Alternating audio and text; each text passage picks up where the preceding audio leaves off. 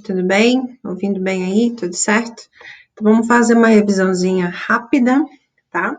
Então, eu sou a professora Anabela e vamos apontar alguns dos conceitos que trabalhamos neste bimestre, tentando entender um pouco do caminho, né? Da construção aí do pensamento humano e como é que nós nos entendemos a partir dos construtos de ciência, de senso comum, de mito, enfim, um monte de conceito que a gente atravessou.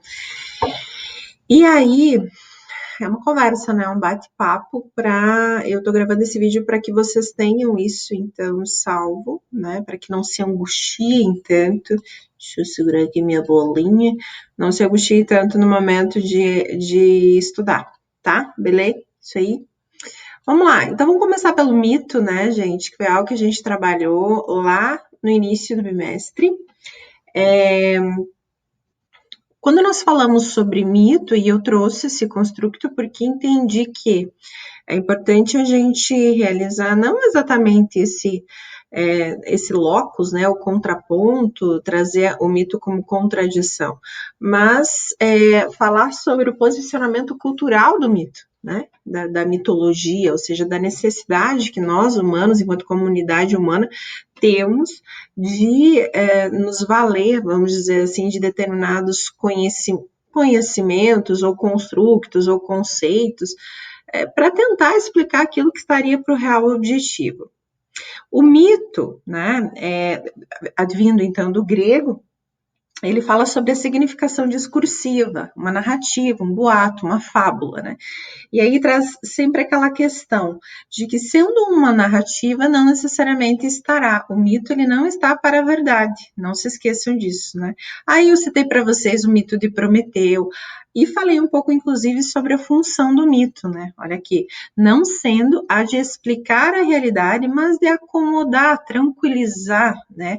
Algumas daquelas angústias, daquelas vivências que, não conseguindo a comunidade humana explicar, nós criamos, então, né, alguns construtos para tentar explicar esse mundo que, afinal de contas, nos angustia, nos frustra e é assustador em muitas demandas. Aí eu citei para vocês, inclusive, um autor incrível, que é o Mircea Eliade, e ele vai falar sobre as estruturas míticas que se concretizam, né? E aí ele traz isso na contemporaneidade, vai falar um pouco sobre a mitologia enquanto luta de classes, né? Então, o mito que está para a elite, que está para o lugar do suposto poder e suposto saber, e que acaba por se materializar como um mito ou uma elite redentora, a fim de que a comunidade, né, humana acredite nesse construto. Mitos, então, se caracterizam como tentativas de uma organização a partir do desejo da comunidade de tentar entender quais aqueles fenômenos que a gente não consegue compreender. Ela fala sobre uma possibilidade do real, uma tentativa de racionalização, mas o mito é uma inverdade, tá bom? Ok? Aí eu coloquei aqui para vocês o senso comum e a ciência, que entendo que é importante da gente diferenciar, vamos dizer assim, para lembrarmos o construto de ciência. Então, vamos lembrar, o que é o senso comum, inclusive partindo do construto de mito.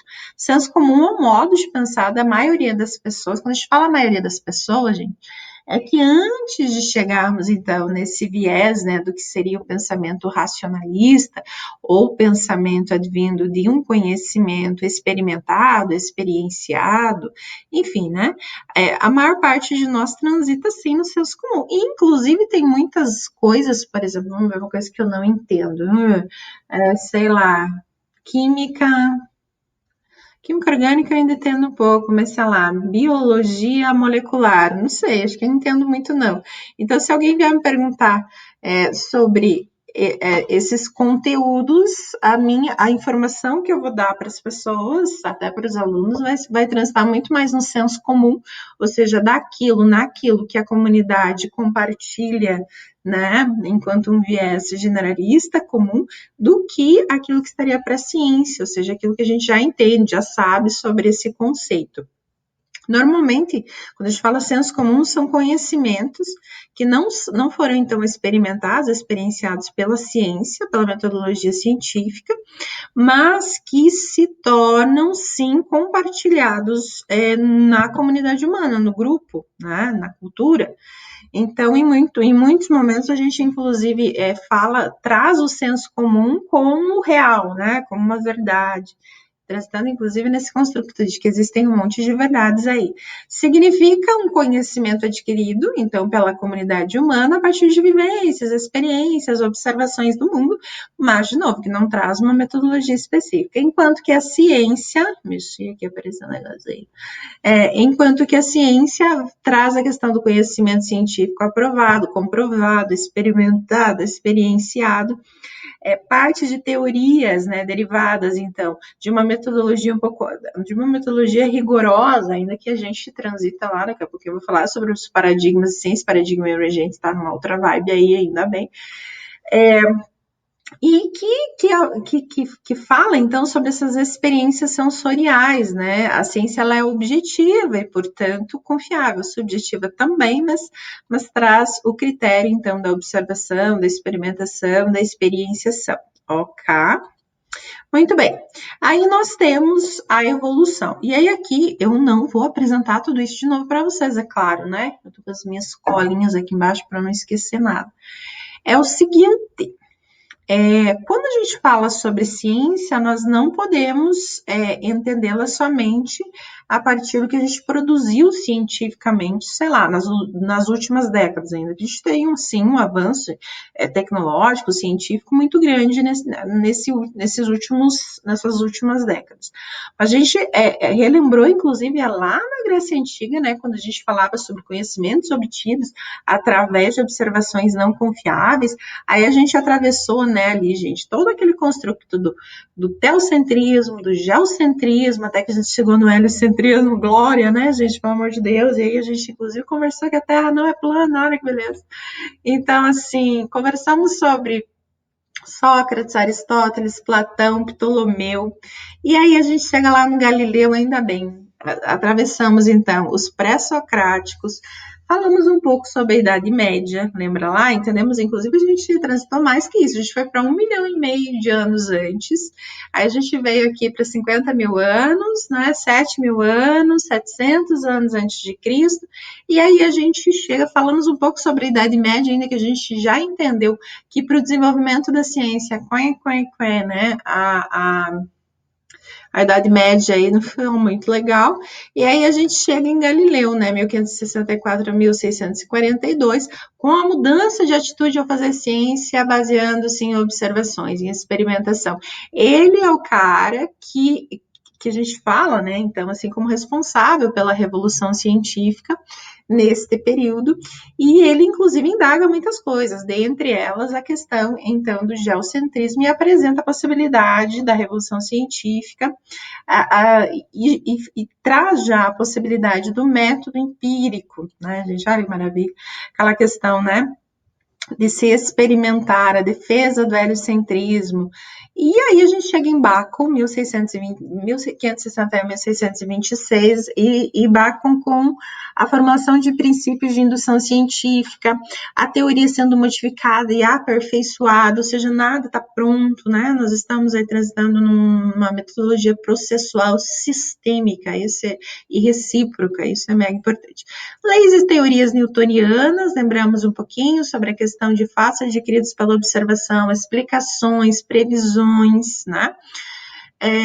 Aí nas críticas ao indutivismo, nós temos o Hume, né, 1711 a 1776, que traz a questão, então, da experienciação e da argumentação circular, né? O ceticismo de Hume, né, acaba por promover, então, a adoção de uma postura cética frente aos procedimentos, então, de construção do conhecimento, justificada, então, como uma metodologia racionalista, tá? a busca, então, né, de leis e teorias e não somente crenças, tá?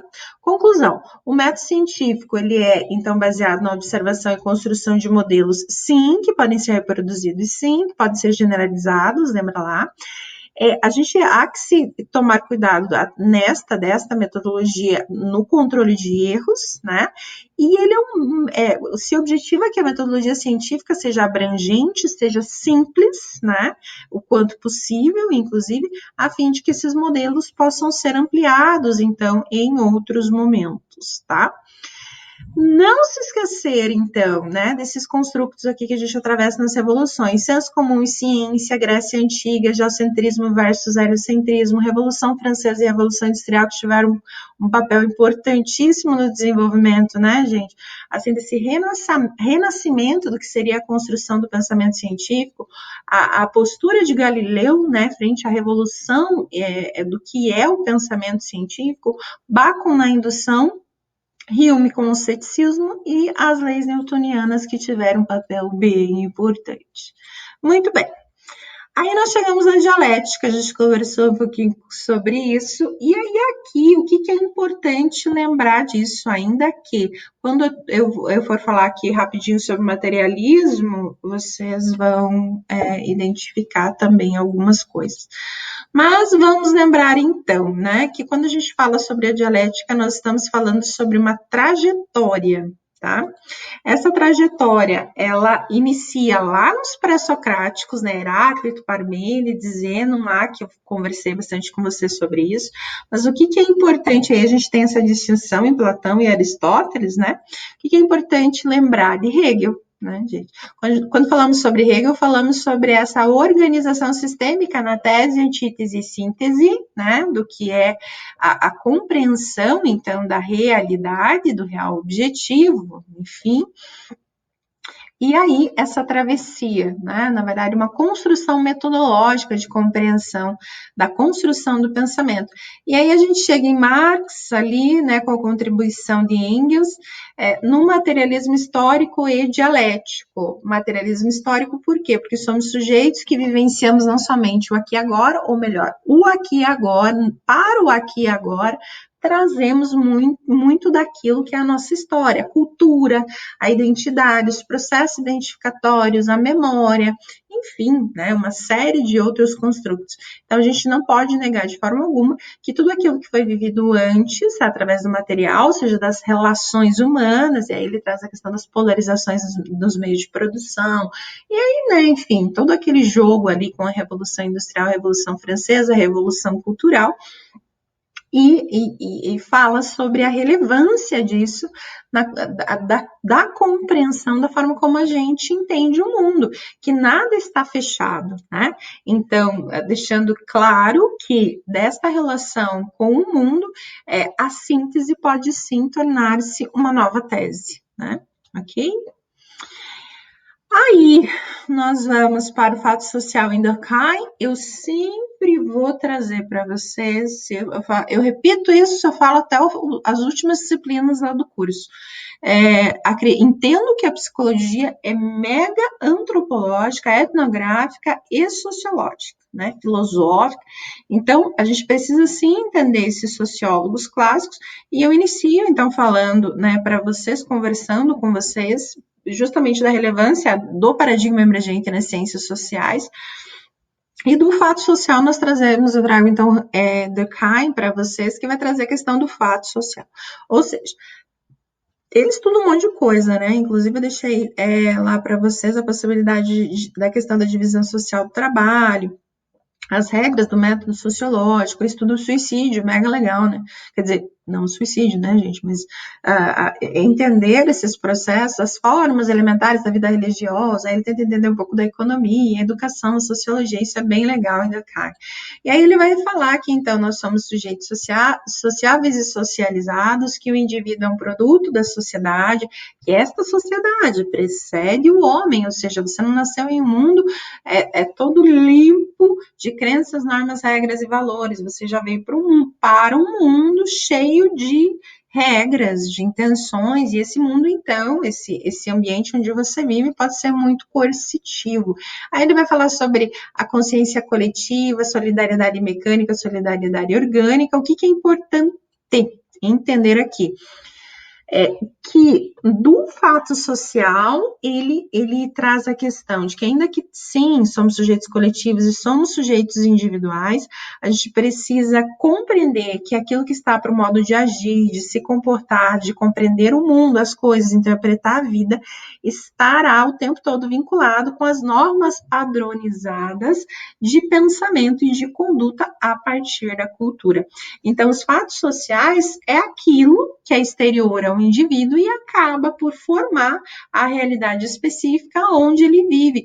E esses fatos sociais poderão, então, exercer sobre ele um poder que é coercitivo, tá? Muito bem. Aí a questão do materialismo histórico de Marx, gente, eu apresento para vocês para nós não nos esquecermos da dialética e lembrarmos que o movimento da realidade, ok, que até aquele momento era trazido como linear, como a busca de uma harmonia, enfim, né, de compreensão dos grupos sociais, em Marx, ele fala justamente a partir da dialética desses movimentos contraditórios e complementares, que não existe harmonia, não existe linearidade, né, no comportamento humano, na cultura, na forma como nós atuamos no mundo. Que então, essa realidade, ela é desarmônica, ela é não linear, né, e que existem então esses movimentos contraditórios, complementares, ao se entender o que é o mundo. O ser humano, então, é esse conjunto das relações sociais concretamente determinadas pela história. E o que é interessante é que sim, ainda que nós a gente vive muito desse determinismo histórico, nós temos poder de modificar, de mudança, e isso ocorreria então, e a gente poderia entender através no método dialético. O materialismo histórico, então, a gente entende que somos sujeitos que construímos a razão, né, e a interpretação de mundo, de conhecimento, a partir de uma sociedade concreta, das relações sociais das pessoas, no processo produtivo dos nossos bens, né, bens materiais, mas também vamos entender, assim, sobre a subjetividade humana mesmo, e também tem muito a ver com o período em que nós estamos vivendo, né? Existem inúmeras instituições, não vou me adentrar aqui, então todas essas instituições estão o tempo todo interferindo na vida dos sujeitos. E aí a gente chega em Weber, né, na ação social weberiana, e aí também, né, ele fala pra caramba sobre essa interferência, né, dos agentes da ação social, da aprendizagem social. Ele vai trazer a questão da política, da economia, da religião, a interferência desses poderes, vamos dizer assim, dos valores sociais e da motivação, de qual o sentido da ação dos sujeitos que vivem no mundo. E ele traz a questão de que toda conduta humana, cujos sujeitos vinculem a esta ação, tem sempre um sentido subjetivo. O que seria, então, essa ação social? É que ainda que estejamos vivendo em um mundo que sim, que nos coíbe de muitas coisas, ou seja, estamos para esses padrões de conduta, estamos para o lugar da história social dos sujeitos, ainda assim somos sujeitos subjetivos e nós podemos nos valer de brechas sociais, como depois Maria Helena de Chauí vai apresentar. Investigar, então, a ação social é entender como o ser humano pensa e vive e como essa formação social acaba adquirindo importância na vida dos sujeitos. Pois bem, ok. E aí a gente chega, então, nos paradigmas de ciência. E aí os paradigmas de ciência estão fresquinho na cabeça de vocês, por quê? Porque a gente acabou de trabalhar sobre eles. O objetivo era chegar até aqui, para então a gente conseguir atravessar esses lugares das disciplinas, então, no segundo bimestre. Quando falamos sobre, lembrar que na sociologia, na verdade, para a construção das ciências sociais. Eu apresentei também para vocês Gramsci, ok? Que vai trazer ali a questão do sintoma social, da sociologia dos grupos, a estrutura social, inclusive ligada ao Estado, não esquecer disso.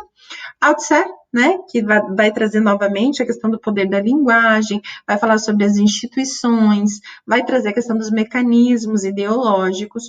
Falei sobre Bourdieu rapidamente, sobre o poder simbólico das relações da sociedade, sobre a estrutura social, infelizmente, se mantendo em muitos momentos como coercitiva. Falei sobre a dominação dos sujeitos, inculcação e incorporação, que são conceitos, né, um pouquinho mais específicos. E aí a gente chegou em Foucault, né, incrível, que vai falar um pouco sobre essa coisa do ser e do estar na vida, né, o poder da linguagem também, que não há exatamente uma natureza, mas sim a sujeição social e estrutural dos sujeitos às instituições sociais, e essas instituições, então, acabariam por nos vigiar, por realizar punições, por nos adestrar em determinados aspectos e nos controlar.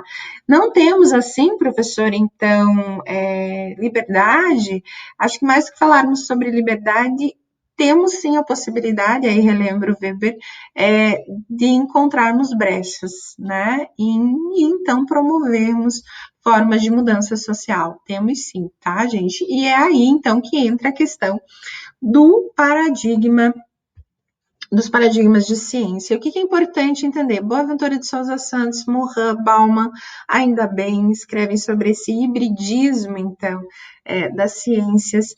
E o que é importante lembrar? É importante lembrar que, em função de toda a história da ciência, em função, inclusive, do pensamento cartesiano, do ceticismo de Hume, nós acabamos por promover uma ciência tecnicista, atomista, né? Enfim, com um viés, inclusive, muito biologicista, naturalista, biomédico, e que acabou por excluir alguns dos investimentos de estudo, vamos dizer assim, de compreensão da realidade, né, das relações, que são de extrema importância. E aí, com o advento das ciências sociais aplicadas, principalmente a partir da antropologia, da sociologia, da psicologia, nós encontramos, a ciência se encontra, então, com a crise paradigmática. Então, aquele lugar que estaria para racionalização, para aquele modelo padrão de apenas uma forma de se fazer ciência, de uma necessidade, né, técnica de experimentação, transita, então, para a possibilidade da subjetivação do conhecimento. E aí eu conversei bastante com você sobre isso, o porquê, né, da crise paradigmática e da inserção do paradigma emergente de ciência. Porque nós somos humanos estudando humanos, né? Porque nós sentimos a necessidade, principalmente, isso já, né, gente, como eu falei para vocês, a gente data ali mais ou menos 800 anos antes de Cristo, quando a gente começa a escrever sobre o comportamento das pessoas, mas dos grupos sociais, das sociedades, das comunidades. Mas fazem uns 300 anos que nós passamos a olhar para os grupos sociais e entender que nós precisávamos nos ver, vamos dizer assim, com características desses relacionamentos, dessas relações, desses sistemas, desses grupos, desses sujeitos, dessas estruturas, para, inclusive, encontrarmos forma de mudança e tornarmos aquelas relações que estabelecíamos com sujeitos estigmatizadoras, preconceituosas, uma outra coisa, ou seja, um lugar de visibilidade, de compreensão da representação social. E, enfim, né, chegamos então à revolução, à crise paradigmática, ou seja, agora a gente pode sim compreender o humano a partir da experienciação sensorial do próprio humano. E aí existem uma série, uma variedade imensa, então, de metodologias científicas que atravessam as licenciaturas, que atravessam as ciências sociais aplicadas, que atravessam as ciências da saúde, que hoje, inclusive, atravessam algumas ciências mais tecnicistas, né? E que falam sobre a necessidade de compreender não somente aquele viés naturalizante lá de compreender o sujeito como um organismo natural, mas como um sujeito congregado, um sujeito existencialista, um sujeito sujeito de ação, né, como traz Foucault. E esse sujeito de ação é dotado da sua subjetividade, a estrutura de personalidade, enfim, de vivências. E nós precisamos compreendê-lo a partir de tal sensibilidade, né? Afim, ainda assim, estando para o lugar ético, buscando a neutralidade científica, o distanciamento técnico, mas nos apropriando desse lugar daquele que diz e daquele que também é objeto de estudo, né? Ok, beleza. Acho que não era para ficar tão longo, mas acho que eu consegui condensar aí. Tá bom? Bons estudos, meus queridos. Beijo e até o próximo vídeo. Tchau, tchau.